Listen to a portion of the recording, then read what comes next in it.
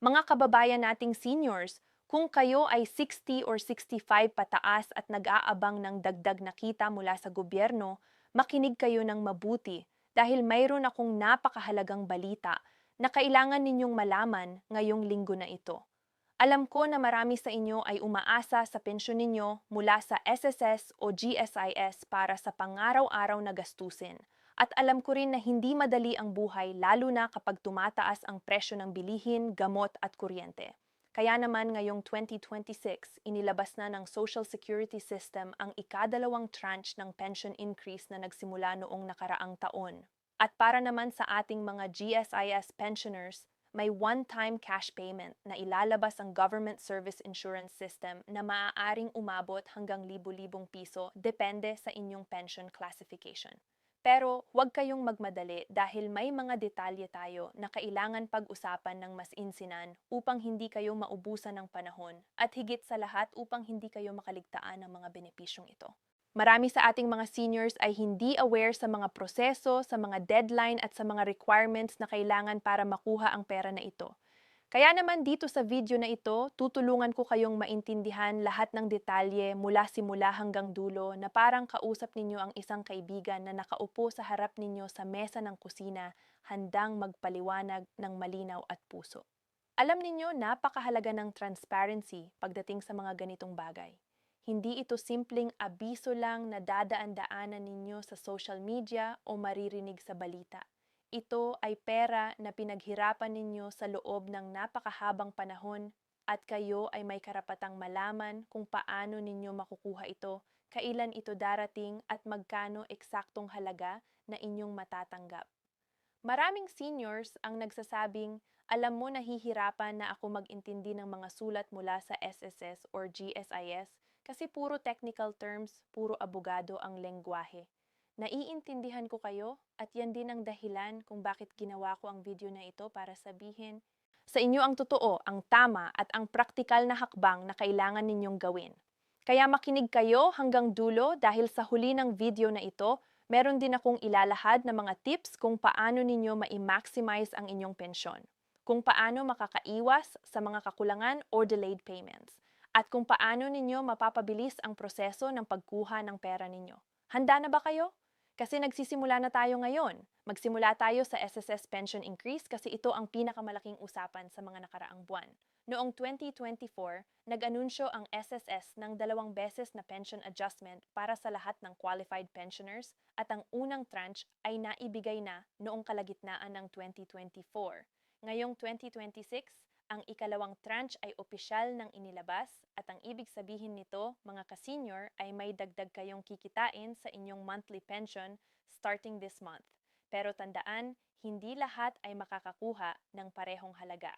Ang dagdag na ito ay nakadepende sa inyong existing pension, amount at sa number of credited years of service na mayroon kayo sa SSS. Halimbawa, kung inyong current monthly pension ay nasa range na PHP 2,500 hanggang PHP 5,000, ang increase na makukuha ninyo ay umaabot ng PHP 500 hanggang PHP 1,000 depende sa formula na ginagamit ng SSS. Pero kung kayo naman ay nakakakuha ng mas mataas na pensyon, let's say PHP 8,000 or PHP 10,000 monthly, ang increase ninyo ay maaaring umabot ng PHP 1,200 hanggang PHP 100. Ito ay base sa actuarial computation na ginawa ng SSS upang masiguro na sustainable ang pension fund sa mahabang panahon. Ang mahalagang tandaan dito ay ito, hindi ito automatic na idadagdag sa lahat. Kailangan ninyong i-verify ang inyong status sa SSS, lalo na kung mayroon kayong pending documents o kulang sa contributions nung nagtatrabaho pa kayo. Ngayon, paano ninyo malalaman kung kayo ay qualified sa ikalawang tranche na ito? Una, kailangan kayong aktibong pensioner ng SSS as of December 31, 2024. Pangalawa, kailangan na walang pending issues ang inyong account. Ibig sabihin, walang overpayment na kailangan ibalik. Walang discrepancy sa records at kailangan updated ang inyong contact information. Marami sa ating mga seniors ang hindi nag-update ng address, phone number o beneficiary information. Kaya nahihirapan ng SSS na makipag-ugnayan sa kanila. Kung kayo ay isa sa mga taong hindi pa nag-update, pumunta kayo sa pinakamalapit na SSS branch o gamitin ang SSS mobile app upang i-update ang inyong information. May mga branch na may senior citizen lane, kaya mas mabilis ang pila ninyo at may special assistance pa. Huwag kayong mahiya na magtanong sa mga staff dahil trabaho nila na tulungan kayo. And pang-importanting punto, kung kayo ay tumatanggap ng pension through ATM card, siguraduhing active pa rin ang inyong card. May ilang seniors na nag-expire na ang ATM card pero hindi pa nagpapalit kaya delayed ang kanilang pension. Magpunta kayo sa bangko kung saan ninyo ni-receive ang pension ninyo at mag-request ng card replacement kung kinakailangan. Pagdating naman sa payout schedule ng SS Pension Increase, ito ay ilalabas ayon sa normal pension release cycle ninyo. Kung regular ninyo nang natatanggap ang pension every 5th or 10th of the month, doon din nila i-release ang adjustment. Pero sa karanasan ng maraming seniors, may delay na nangyayari especially sa first month ng implementation. Kaya huwag kayong magpanik kung hindi kaagad ninyong makita ang dagdag. Bigyan ninyo ng hanggang 15 banking days bago kayo mag-follow up. Kung lampas na ng 15 days at wala pa rin, doon na kayo tumawag sa SSS hotline or pumunta sa branch para mag-inquire. Meron silang toll-free number na pwede ninyong tawagan. Pero nako, ang linya nila ay palaging busy, kaya mas mabuti pang pumunta na lang kayo personally kung kaya ninyo. Magdala kayo ng valid ID, SSS ID ninyo at proof of pension receipt tulad ng latest bank statement o ATM slip. Weighing the iyorog, sinubing ebidensya na kayo qualified. Pensioner ang may karapatan magtanong tungkol sa inyong account. Halika naman tayo sa GSIS one-time cash payment dahil ito naman ay para sa ating mga government retirees na nagtrabaho sa public sector. Ang GSIS ay nag-announce ng special one-time cash assistance para sa lahat ng qualified pensioners bilang parte ng kanilang financial relief program para sa 2026. Ang cash payment na ito ay umaabot sa PHP 5,000 hanggang PHP 15,000. Depende sa inyong length of service at pension category. Kung kayo ay old age pensioner na may 20 years or more of service, ang minimum na matatanggap ninyo ay PHP 10,000. Pero kung kayo naman ay disability pensioner o survivor pensioner, may ibang computation na ginagamit ang GSIS pero guaranteed na hindi bababa sa PHP 5,000 ang inyong makukuha. Ang maganda sa programang ito ng GSIS, mga ka-senior, ay hindi na kailangan mag-apply. Ang GSIS ay automatic na magre-release ng pera sa lahat ng active pensioners based sa kanilang database. Pero syempre may mga condition din. Kailangan na active ang inyong GSIS pension as of January 1, 2026 at kailangan walang pending obligations or utang sa GSIS tulad ng policy loans na hindi pa nababayaran or educational assistance loans na nag-default. Ang payout schedule ng GSIS one-time cash payment ay nagsimula na noong unang linggo ng February 2026 at itutuloy nila ito hanggang end of March. Ang release ay staggered. Ibig sabihin, hindi lahat ay sabay-sabay tatanggap. Ire-release nila ito alphabetically by surname or by region. Kaya kung ang surname ninyo ay nagsisimula sa letter A to G, mas malamang na mauuna kayo. Pero kung ang surname ninyo ay nasa bandang huli ng alphabet, mag-antay kayo ng ilang linggo pa. Ang importante ay bantayan ninyo ang inyong GSIS-issued ATM card or ang bangko kung saan kayo nakaregister.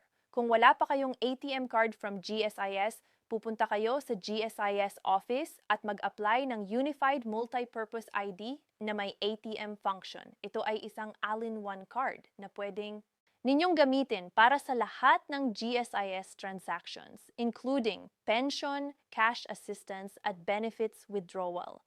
Maraming seniors ang hindi aware na may ganitong card, kaya naghihintay pa rin sila ng check o cash na direktang hinahatid sa kanila. Pero ang totoo, mas secure at mas mabilis kung through ATM. Ngayon, pag-usapan natin ang mga possible clawbacks or reductions na maaaring maranasan ninyo. Ito ay mahalagang pag-usapan dahil hindi lahat ng pensioner ay 100% na makakakuha ng full amount ng pension increase or time cash payment. Bakit? Dahil may mga automatic deductions na nangyayari bago pa man mailabas ang pera ninyo.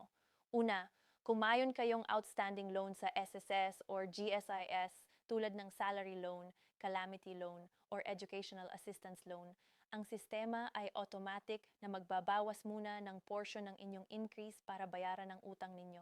Halimbawa, kung ang pension increase ninyo ay PHP 1,000 hours pero may loan kayo na may monthly amortization na PHP 300, ang matatanggap ninyo lang ay PHP 700, kaya mahalaga na malaman ninyo ang inyong loan balance at kung gaano karami pa ang remaining months ng payment. Pwede ninyong i-check ito online through SSS or GSIS portal or pwede din kayong pumunta sa branch para mag-request ng statement of account. Pangalawa, kung kayo ay may tax obligations, lalo na kung kayo ay qualified taxpayer based sa amount ng pension ninyo, may withholding tax na mangyayari. Ang GSES at SSS ay obligadong mag-submit ng report sa Bureau of Internal Revenue. At kung ang annual pensyon ninyo ay lumagpas sa threshold na PHP 250,000, may corresponding withholding tax na kayo. Pero huwag kayong mag-alala masyado dahil karamihan sa atin na seniors ay exempted from income tax dahil ang pension income ay considered tax-exempt under the Train Law. Basta't hindi kayo kasama sa mga may additional sources of income tulad ng rental property, business o part-time consulting work. Pero kung kayo ay may additional income, kailangan ninyong mag-file ng annual income tax return at i-declare ang lahat ng kita ninyo. Maraming seniors ang hindi aware dito kaya pagdating ng audit ng BIR, nagugulat sila na may babayaran pala. So ang best practice ay makipag-consult kayo sa accountant or sa BIR mismo upang i-clarify ang inyong status. Pangatlo, may mga deductions din para sa mandatory benefits tulad ng PhilHealth at Pag-ibig kung kayo ay may remaining obligations doon. Pero sa karamihan ng pensioners, ang PhilHealth contributions ay nakastop na dahil senior citizen status ninyo at ang Pag-ibig naman ay voluntary na lang. Pero kung mayon pa kayong balance na kailangan bayaran, automatic na binabawas ito sa pension ninyo. Kaya lagi ninyong bantayan ang breakdown ng inyong pension slip or ATM advice upang makita ninyo kung saan napupunta ang bawat piso ng pera ninyo.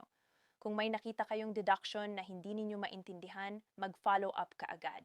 Maraming kaso kung saan may mali sa sistema at ang tao ay nabawasan ng sobra. Pero dahil hindi nag-complain, tumagal ng ilang buwan bago naayos. Pag-usapan naman natin ang mga hidden benefits na madalas ay hindi alam ng karamihan. Una, kung kayo ay senior citizen at SSS or GSIS pensioner, qualified kayo sa additional senior citizen benefits na ibibigay ng local government unit ninyo. Ito ay cash assistance, medical assistance, or grocery vouchers na ibibigay ng barangay or city hall. Maraming seniors ang hindi nag-a-apply dito dahil hindi nila alam. Pumunta kayo sa inyong barangay hall at magtanong kung ano ang available programs para sa inyo. Dalhin ninyo ang Senior Citizen ID ninyo, SSS or GSIS ID at valid government-issued ID. Pangalawa, ang GSIS ay may additional benefits tulad ng birthday gift, Christmas bonus at emergency loan facility na maaaring i-avail ng pensioners. Ang birthday gift ay hindi ganon kalaki. Mga PHP 500 to PHP 1,000 lang pero pera pa rin yan na libre. Ang Christmas bonus naman ay depende sa policy ng GSIS pero madalas ay equivalent to 1-month pension o PHP 5,000 maximum. At ang emergency loan facility ay available para sa mga pensioners na may sudden financial need tulad ng medical emergency or death of a family member. Ang loan na ito ay may mababang interest at flexible payment terms. Pangatlo, kung kayo ay may sakit o disability, pwede kayong mag-apply ng additional medical assistance mula sa PCSO, DSWD o PhilHealth. Ang maraming seniors ay hindi aware na may Z benefits package ang PhilHealth para sa mga may chronic illnesses tulad ng diabetes, hypertension, kidney disease, or cancer. Ang Z benefits ay tumutulong sa coverage ng gamot at treatment. Magpa-consult kayo sa inyong doctor at tanungin kung qualified kayo sa program na ito at huwag kalimutan ang PWD-ID kung kayo ay may disability dahil ang PWD-ID ay may additional benefits tulad ng discount sa gamot, transpo at utilities. Ngayon, bigyan ko kayo ng mga tips kung paano ninyo ma-maximize ang pension ninyo.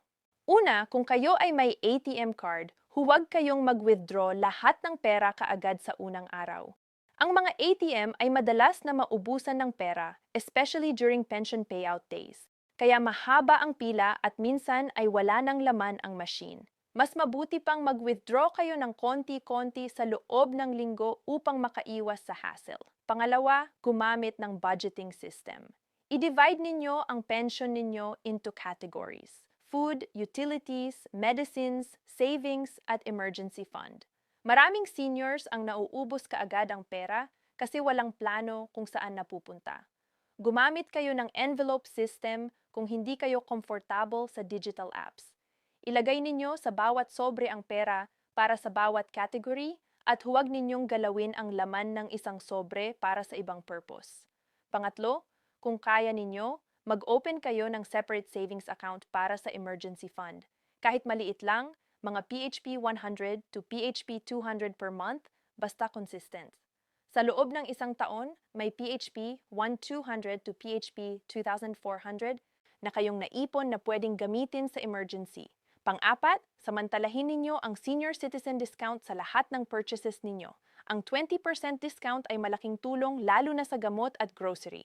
Magdala kayo lagi ng senior citizen ID at huwag kayong mahiya na magpakita. Yan ay karapatan ninyo bilang senior. Panlima, kung mayroon kayong mga anak o kamag-anak na tumutulong sa inyo financially, magtabi kayo ng portion ng pension ninyo as token of gratitude or para sa sarili ninyong small pleasures. Huwag ninyong ibigay lahat sa iba dahil kailangan din naman ninyong mag-enjoy ng kaunti. Bumili kayo ng favorite food ninyo o kaya mamasyal kahit malapit lang o kaya bumili ng libro o palabas na gusto ninyo panoorin. Ang mental health at happiness ay mahalaga rin. Ngayon, kung kayo ay may problema sa pagkiklaim ng pension ninyo or may tanong tungkol sa inyong account, huwag kayong matakot na pumunta sa SSS or GSIS office. Kung karamihan sa staff ay helpful naman at willing tumulong lalo na kung senior citizen kayo, pero mag-prepare kayo ng lahat ng documents na kailangan upang hindi kayo pabalik-balik. Dalhin ninyo ang SSS or GSIS ID, valid government-issued ID, latest bank statement, at kung may problema sa account, dalhin din ninyo ang mga sulat or notice na natanggap ninyo. Kung hindi kayo marunong mag-navigate ng online portal, hingin ninyo sa staff na tulungan kayong mag-access. Maraming SSS at GS branches ngayon ay may computer terminals na pwedeng gamitin ng seniors para mag-check ng account. At kung kayo ay may anak o apo na marunong gumamit ng computer, ipakiusap ninyo sa kanila na tulungan kayong mag-register online upang mas madali ninyong ma-monitor ang inyong pension at transactions. Sa huli, ang mensahe ko sa inyong lahat, mga ka-senior, ay ito. Kayo ay may karapatan sa bawat piso ng pensyon ninyo dahil yan ay bunga ng inyong pinaghirapan sa loob ng maraming taon. Huwag kayong mahiya na magtanong. Huwag kayong matakot na mag-follow up at huwag kayong mag-settle sa kulang na impormasyon. Ang gobyerno ay may obligasyon na magbigay ng malinaw at tumpak na serbisyo sa inyo. At kayo bilang pensioner ay may karapatan na tumanggap ng respeto at tulong. Tandaan din na ang pera na ito ay hindi lang para sa pang-araw-araw na gastusin, kundi para din sa inyong seguridad at kapakanan sa hinaharap. Kaya mag-ingat sa pag-manage ng inyong finances. Huwag kayong magpautang ng malaki kung hindi ninyo siguradong babalik at huwag kayong mag-invest sa mga scam na nag-aalok ng mataas na kita kaagad. Maraming seniors ang nabiktima ng Ponzi schemes o fake investment. Kaya mag-ingat kayo lagi. Sana nakatulong sa inyo ang video na ito upang maintindihan ang ikadalawang tranche ng SS Pension Increase at ang GSIS one-time cash payment. Kung mayroon pa kayong mga katanungan, ilagay ninyo sa comments at tutulungan ko kayong sagutin. At kung may kakilala kayong senior na hindi aware sa mga benepisyong ito, i-share ninyo sa kanila ang video na ito upang sila ay makinabang din. Maraming salamat sa inyong pakikinig at naway palaging magkaroon kayo ng kalusugan, kapayapaan at sapat na kita para sa inyong pangaraw-araw na pangangailangan.